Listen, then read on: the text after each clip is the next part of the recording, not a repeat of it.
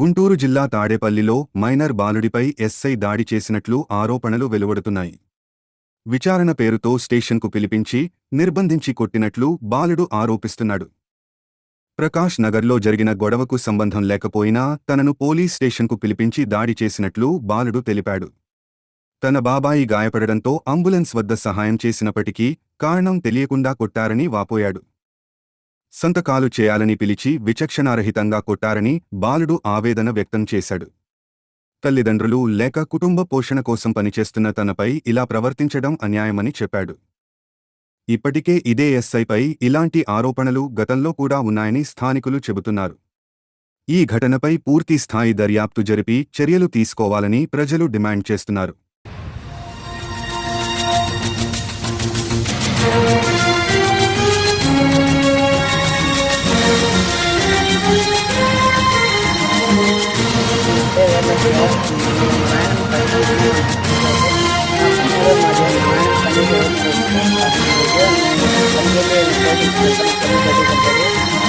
అది మా బాబాయ్ కానీ వేరే వాళ్ళు బరువు ఏంటంటే తప్పితే ఏమన్నా చూపించాను. తర్వాత నేను హాస్పిటల్ అంటే హాస్పిటల్లో ఎక్కడైనా చూపించాను.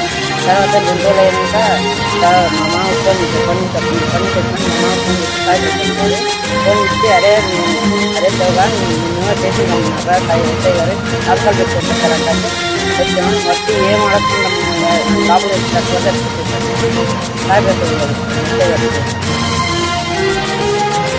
కరెక్ట్ లబ్బర్ ఉంది కాయపెట్టు ఇచ్చారు. లోపల తీసుకెళ్ళి కరెక్ట్ లబ్బర్ ఉంది దాన్ని పెట్టుకుంటారు సార్. జట్టు పట్టుకుని కూడా కొట్టారు.